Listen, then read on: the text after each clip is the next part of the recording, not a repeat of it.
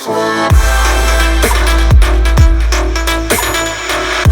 Guys, welcome to tech CBSE. तो आज के लेक्चर से हम स्टार्ट करने वाले हैं क्लास 12th का सिलेबस, जिसमें हम दोनों ही बुक्स को अच्छे से कवर करेंगे, जो कि हमारी होगी आईपी एंड सीएस। तो गाइस, इस वीडियो में हम डिस्कस करने वाले हैं फर्स्ट चैप्टर ऑफ आईपी, जो कि है नमपाई। दोस्तों, नमपाई की फुल फॉर्म होती है न्यूमेरिकल पाइथन। उसके बाद दोस्तों साथ साथ हम कवर करने वाले हैं सीएस के सिलेबस को भी, जिसमें सबसे पहला टॉपिक हमारा होगा पाइथन फंक्शंस। तो गाइस, इस वीडियो में हम जानने वाले हैं अबाउट नमपाई एरेज। तो गाइस, यहाँ पर मैं आपको सिंपली बता दूं, नमपाई हमारा होता है न्यूमेरिकल पाइथन, यानी कि इसमें हम डील करते हैं विद एरेज, जो कि हमारा एक मॉड्यूल होता है जिसे हम ओपन सोर्स मॉड्यूल भी बोलते हैं। यानी कि हम इस मॉड्यूल को कहीं भी अपने पाइथन कोड में यूज कर सकते हैं, और कोई भी मैथमेटिकल कैलकुलेशन जो कि अप्लाई होती है किसी एरे या मैट्रिक्स पर, उसे भी हम इजीली परफॉर्म कर सकते हैं विद हेल्प ऑफ नमपाई।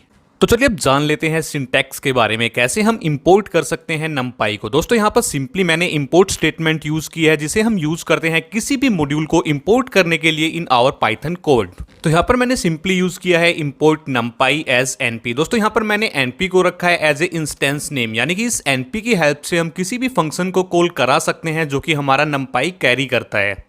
और दोस्तों, यहाँ पर हमारा इंस्टेंस का नेम कुछ भी हो सकता है, यानी कि हमें सिर्फ इंस्टेंस को यूज करना है कॉल कराने के लिए फंक्शंस ऑफ नमपाई।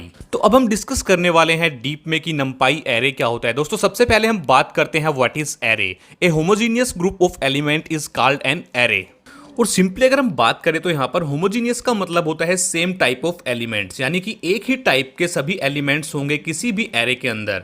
यानी कि डिफरेंट टाइप के एलिमेंट्स या फिर डिफरेंट डेटा टाइप के एलिमेंट्स उसके अंदर हम नहीं रख सकते। उसके अलावा दोस्तों, हमारे एरे भी कई टाइप के हो सकते हैं, जो कि होते हैं वन डायमेंशनल एरे, जिसे हम 1D एरे भी बोलते हैं, टू डायमेंशनल एरे जिसे हम 2D एरे भी बोलते हैं, और 3 डायमेंशन एरे जिसे हम 3D एरे भी बोलते हैं।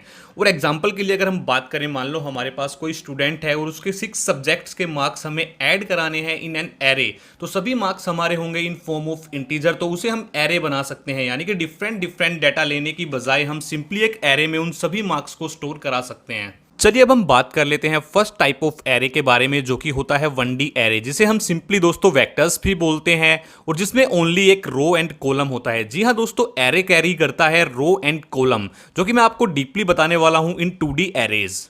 तो चलिए गाइज, अब देख लेते हैं कैसे हम किसी भी एरे को क्रिएट कर सकते हैं विद हेल्प ऑफ नमपाई। तो देखिए, यहाँ पर सिंपली मैंने फर्स्ट कोड में यूज किया है इंपोर्ट नमपाई एज एनपी। उसके बाद मैंने यूज की है एक लिस्ट, जिसमें मैंने पास किए हैं कुछ elements of same data type. And उसके बाद दोस्तों मैंने एक वेरिएबल लिया है air1, जिसमें कि मैं अपने एरे को स्टोर कराने वाला हूं। और उसके बाद सिंपली मैंने उस वेरिएबल में यूज किया np.array, यानी कि मैंने np की हेल्प से कॉल कराया एरे फंक्शन को, और उसमें मैंने पास करा दी है लिस्ट। गाइस, अब सिंपली जैसे ही हमारा एरे फंक्शन कॉल होगा, तो हमारे लिस्ट के जो एलिमेंट्स थे, जो कि इंटीजर टाइप्स के थे, वो कन्वर्ट हो जाएंगे एरे में, और हमारा air1 कंटेन करेगा उस एरे को। और सेकंड कोड में दोस्तों मैंने बताया है सिंपली हम np.array फंक्शन को कॉल करा के सिंपली भी किसी लिस्ट को पास कर सकते हैं, यानी कि डायरेक्टली भी हम एलिमेंट्स पास करा सकते हैं इन एन एरे। तो चलिए इसे हम प्रैक्टिकली देख लेते हैं। यहाँ पर मैं सबसे पहले इंपोर्ट कर लेता हूँ नमपाई को, यहाँ पर मैं यूज करता हूँ एज एनपी, और उसके बाद मैं बना लेता हूँ एक लिस्ट, जिसमें मैं पास करा रहा हूँ कुछ इंटीजर टाइप के एलिमेंट्स, जो कि है 1, 2, 3 एंड 4। उसके बाद मैंने एक एक्स्ट्रा वेरिएबल लिया, जो कि है air1, और उसमें मैंने पास कराया np.array, और उस एरे के अंदर दोस्तों मैंने पास कर दी है सिंपली वो लिस्ट जो कि कंटेन करती है इंटीजर टाइप के एलिमेंट। और उसके बाद अब मैं यहाँ पर प्रिंट कराने वाला हूँ इस air1 को। एंड जैसे ही मैंने कराया प्रोग्राम को रन, तो देखिए आउटपुट में आ चुका है मेरा एरे। चलिए अब यहाँ पर हम प्रिंट करा लेते हैं इस लिस्ट को। और जैसे ही मैंने इस लिस्ट को प्रिंट कराया, देखिए आउटपुट में आ गया है मेरा दोनों ही एरे और लिस्ट। अब इसमें डिफरेंस देखते हैं दोस्तों। देखिए, जो लिस्ट हमने प्रिंट कराई है, उस लिस्ट के अंदर हमारे जितने भी एलिमेंट्स हैं वो सेपरेटेड है विद कोमा, जबकि एरे कोई भी कोमा कंटेन नहीं करता है with in the elements. And यहाँ से मैं आपको बताने वाला हूँ कि कैसे हमारे एरे के एलिमेंट स्टोर होते हैं इन एन मेमोरी। तो दोस्तों, यहाँ पर हमारा कंसेप्ट आता है इंडेक्सेस का। एंड दोस्तों, मैं आपको सिंपली बताने वाला हूं एरे के जितने भी एलिमेंट्स होते हैं वो स्टोर होते हैं इन ए कॉन्टेजियस मैनर। यहां से दोस्तों हमारा एक कंसेप्ट आता है इंडेक्स, यानी कि पर्टिकुलर इंडेक्स पे स्टोर होते हैं एरे के सभी एलिमेंट्स। तो यानी कि यहां पर हमारे पास मान लो एरे के कुछ एलिमेंट्स हैं, जो कि हैं 1, 2, 3, 4 एंड 5। तो यहां पर जो एरे का फर्स्ट एलिमेंट है वो स्टोर होने वाला है ऑन 0th इंडेक्स, और ऐसे ही जो अदर एलिमेंट्स है वो इंक्रीमेंट करेंगे 1 by 1 according to index. And guys, यहां से हमारा एक कंसेप्ट आता है कि हम एरे के किसी भी पर्टिकुलर एलिमेंट को प्रिंट करा सकते हैं with the help of its index. तो गाइस हमने जाना क्या होता है 1D एरे। चलिए अब हम बात कर लेते हैं 2D एरेज के बारे में। चलिए जान लेते हैं क्या होता है 2 डायमेंशनल एरे। तो गाइस जैसा कि अब हम सब जानते हैं कि 2D एरेज कंटेन करता है रोज एंड कॉलम्स। चलिए हम जान लेते हैं कैसे हम क्रिएट कर सकते हैं 2D एरेज को। तो यहाँ पर देखिए सिंपली मैंने फर्स्ट कोड में यूज किया इंपोर्ट numpy एज np, और यहाँ पे मैंने फिर से यूज किया एक वेरिएबल array1 और उसमें मैंने पास कराया np.array। एंड देखिए गाइस यहाँ पर अब मैंने मल्टी एरेज पास कराए हैं, यानी कि मैंने दो लिस्ट यहाँ पर पास कराई है जो कि है 1 2 3 एंड 4 5 6। एंड गाइस यहाँ पर सेकंड कोड में मैंने सिंपली दो लिस्ट बनाई है जो कि है li एंड lr, और उनको मैंने पास करा दिया है एरे फंक्शन में। तो जैसे ही हम इस प्रोग्राम को रन कराते हैं या फिर प्रिंट कराते हैं array1 को, तो यहाँ पर भी हमारा प्रिंट होने वाला है 2D एरे। एंड गाइस यहाँ पर थर्ड कोड में मैंने सिंपली बनाई है एक लिस्ट जो कि कंटेन करती है 2 डिफरेंट लिस्ट, और यहाँ पर मैंने एरे में जैसे ही पास कराया इस लिस्ट को, तो यहाँ पर भी बनने वाला है मेरा 2D एरे, यानी कि हम लिस्ट इन लिस्ट की फॉर्म में भी 2D एरे को क्रिएट कर सकते हैं। चलिए इसे भी हम प्रैक्टिकली देख लेते हैं। यहाँ पर सिंपली मैं पाइचार्म ओपन कर लेता हूँ और यहाँ पर मैं यूज करता हूँ इंपोर्ट numpy एज np, और यहाँ पर मैं array1 में पास करा देता हूँ np.array और दो लिस्ट 1 2 3 एंड 4 5 6। और जैसे ही मैं कराता हूँ प्रिंट इस array1 को और आउटपुट में देखता हूँ क्या आता है। जैसे ही मैंने रन कराया प्रोग्राम को, देखिए आउटपुट में आ चुका है मेरा 2D एरे जो कि है 1 2 3 और नीचे है 4 5 6, यानी कि यहाँ पर मेरी 2 रोज और 3 कॉलम्स हो चुके हैं प्रिंट। एंड चलिए गाइस यहाँ से अब हम समझ लेते हैं कैसे रोज एंड कॉलम्स वाला कंसेप्ट काम करता है। तो गाइस यहाँ पर मैं सिंपली आपको बताने वाला हूँ, जितनी भी आपकी लिस्ट होगी या जितने भी आपके एरे होंगे वो सभी तो होंगी रोज, यानी कि जैसे हमने यहाँ पर सिंपली 2 लिस्ट यूज की थी, तो यहाँ पर हमारी रोज है रो 0 एंड रो 1।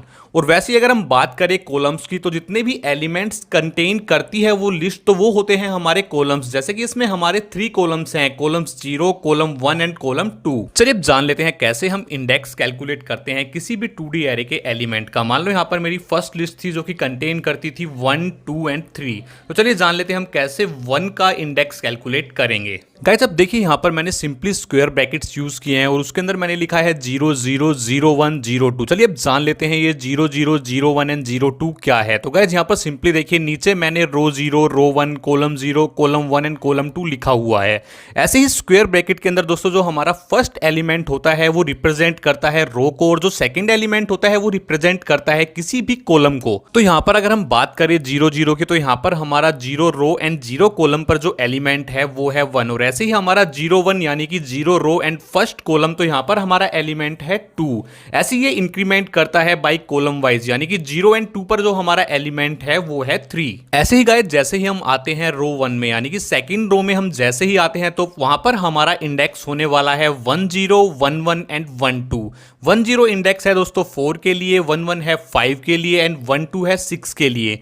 तो इन सभी इंडेक्सेस की हेल्प से आप किसी भी पर्टिकुलर एलिमेंट को प्रिंट करा सकते हैं फ्रॉम एन 2D एरे। चलिए इसे भी मैं आपके सामने प्रैक्टिकली करके दिखा देता हूं। यहाँ पर मैं सिंपली वही प्रोग्राम लेने वाला हूं और यहाँ पर मैं प्रिंट करा लेता हूं array1 और इसके इंडेक्स 0 एंड 1 को। और जैसे ही मैं प्रिंट कराता हूं देखिए आउटपुट में यहाँ पर आ चुका है 2 जो कि प्रेजेंट है उन इंडेक्स 0 1।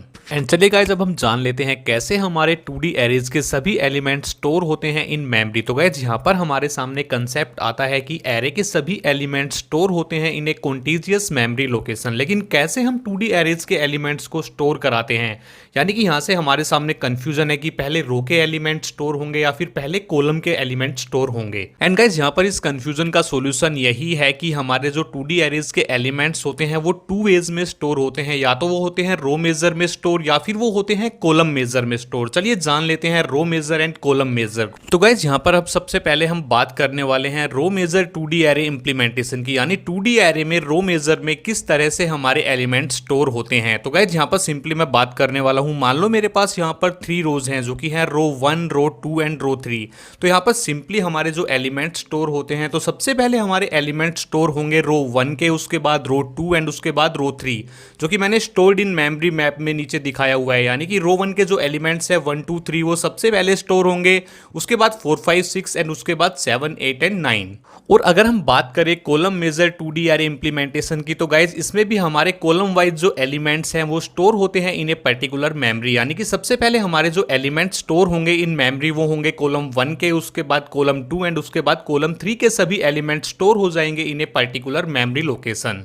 तो दोस्तों ये थे हमारे 1D array and 2D array, और हमने देखा साथ ही साथ कैसे हम यूज कर सकते हैं 1D एरेज को एंड 2D एरेज को। चलिए अब हम जान लेते हैं एनाटॉमी ऑफ नंपाई एरेज के बारे में। तो गाइस यहाँ पर मैं आपको बता दूं, नंपाई एरेज एक हमारा बेस्ट मेथड है किसी भी एरे या फिर किसी भी चीज को एक डिटेल मैनर में स्टोर करने के लिए। और साथ ही साथ मैं आपको बता दूं कि हम यूज करते हैं नंपाई एरेज को फास्टर प्रोसेसिंग के लिए। यानी गाइस जब भी हम किसी प्रोजेक्ट पर वर्क करते हैं तो हम नंपाई एरेज को यूज करते हैं उसकी प्रोसेसिंग को और भी ज्यादा फास्ट बनाने के लिए। एंड चलिए गाइस अब हम बात कर लेते हैं इसके कुछ इंपॉर्टेंट पॉइंट्स के बारे में। तो सबसे पहला जो पॉइंट है वो है हमारा यहाँ पर एक्सिस। तो गाइस चलिए बात कर लेते हैं क्या होता है एक्सिस। गाइस जब भी हम यूज करते हैं कोई भी वन डायमेंशन एरे तो यहाँ पर हमारा एक्सिस होता है हमेशा 0, क्योंकि गाइस यहाँ पर हमारा 1D एरे कंटेन करता है ओनली 1 रो एंड 1 कॉलम, यानी कि उसके अंदर रो भी वही होती है और कॉलम भी वही होता है। तो गाइज इसका एक्सिस हमेशा होता है 0। और उसके अलावा अगर गाइज हम बात करें 2D एरेज की तो यहाँ पर हमारे एक्सिस होते हैं 0 एंड 1। गाइज जो हमारा एक्सिस 0 होता है वो रन करता है अलोंग द रो, एंड जो एक्सिस 1 होता है वो हमारा रन करता है अलोंग द कॉलम। तो यानी कि जब भी आपसे कोई पूछे किसी भी एरे के एक्सिस के बारे में तो आपको सिंपली 1D एरे का एक्सिस बताना है 0 एंड 2D एरे का एक्सिस बताना है 0 एंड 1। एंड गाइज उसके बाद जो हमारा सेकंड पॉइंट आता है वो है रैंक। तो गाइज जब भी हमसे कोई रैंक पूछे किसी भी एरे की तो वो होता है कितने एक्सिस कंटेन करता है वो एरे। यानी कि अगर हम बात करें 1D एरे की तो उसके पास ओनली 1 एक्सिस है जो कि है 0। तो यहां पर 1D एरे की रैंक होगी 1। और गाइस अगर हम बात करें 2D एरे की रैंक की तो यहाँ पर हमारे एक्सिस होते हैं 2 जो कि होते हैं 0 एंड 1। तो यहाँ पर हमारी जो रैंक होने वाली है 2D एरे की वो होगी 2। तो गाइस जो हमारा नेक्स्ट पॉइंट होता है वो होता है शेप, जिसमें हमें पता चलता है कि कौन से एक्सिस पर कितने एलिमेंट्स हमारे प्रेजेंट हैं। तो गाइस अगर हम बात करें एक्सिस 0 और एक्सिस 1 पर यहाँ पर तो हमारे दोनों ही एक्सिस पर 3 एलिमेंट्स प्रेजेंट है। तो यहाँ पर हमें मिलता है 3 एंड 3 जो कि होता है ट्यूपल की फॉर्म में। तो गाइस जब भी हम यूज करते हैं शेप को तो हमारा जो रिजल्ट या फिर आउटपुट आता है वो आता है इन फॉर्म ऑफ टपल। चलिए इसे भी हम देख लेते हैं प्रैक्टिकली। तो यहाँ पर मैं सिंपली यूज करने वाला हूँ इस प्रोग्राम में AR1 के साथ डॉट शेप, और जैसे ही मैं यूज करता हूं इसको प्रोग्राम को रन कराता हूं, देखिए यहां पर मेरा ट्यूपल की फॉर्म में आ चुका है 2 एंड 3। यानी कि मेरे 0 एक्सिस पे जो एलिमेंट्स प्रेजेंट हैं वो है 2 और मेरे 1 एक्सिस पर जो एलिमेंट्स प्रेजेंट हैं वो है 3। एंड हमारा जो नेक्स्ट पॉइंट है दोस्तों वो है डेटा टाइप। तो यहाँ पर हम डेटा टाइप की हेल्प से जानते हैं कि हमारे एरे के अंदर जो भी एलिमेंट स्टोर हैं वो किस टाइप के हैं। चलिए इसे भी हम प्रैक्टिकली देख लेते हैं। तो यहाँ पर मैं यूज कर लेता हूँ D टाइप, जो कि मैं यूज करने वाला हूँ AR1 के साथ। जैसे ही मैंने यूज किया D टाइप को और प्रोग्राम को कराया रन तो देखिए आउटपुट में आ चुका है int 32। यानी कि मेरे जितने भी एलिमेंट्स हैं वो सभी हैं इंटीजर टाइप के। एंड गाइज यहाँ पर हमारा जो लास्ट पॉइंट बचता है वो है आइटम साइज, जो कि हमें बताता है एरे के पर्टिकुलर हर एक एलिमेंट के साइज के बारे में, जो कि होता है इन फॉर्म ऑफ बाइट। चलिए इसे भी हम यहाँ पर करके देख लेते हैं इन ए प्रोग्राम। तो यहाँ पर मैं सिंपली AR1 के साथ यूज करने वाला हूँ आइटम साइज, और जैसे ही कराया मैंने प्रोग्राम को रन तो देखिए यहाँ पर हमारा इंटीजर का साइज आ चुका है जो कि है 4 बाइट। तो गाइज यहाँ पर हमने समझे बेसिक कंसेप्ट्स ऑफ नंपाई, और साथ ही साथ हमने देखा कैसे हम एरेज को यूज कर सकते हैं, कैसे हम 1D एंड 2D एरे को यूज कर सकते हैं। साथ ही साथ हमने देखी anatomy of arrays. And guys यहाँ से आपका बेसिक क्लियर हो जाएगा अबाउट नंपाई, और नेक्स्ट वीडियो में हम डिस्कस करने वाले हैं और भी डीप में नंपाई को। और साथ ही साथ मैं आपको बता दूं कि गाइज हम 4 to 5 लेक्चर्स में कवर कर देंगे पूरे नंपाई चैप्टर को। तो गाइज आज की वीडियो में इतना ही। अगर नंपाई में आपको अब भी कोई प्रॉब्लम है तो आप कमेंट सेक्शन में कमेंट करके मेरे से वो प्रॉब्लम डिस्कस कर सकते हैं। तो गाइज आज की वीडियो में इतना ही, मिलते हैं नेक्स्ट वीडियो में। तब तक के लिए जय Hind, Vande Mataram, stay home, stay safe.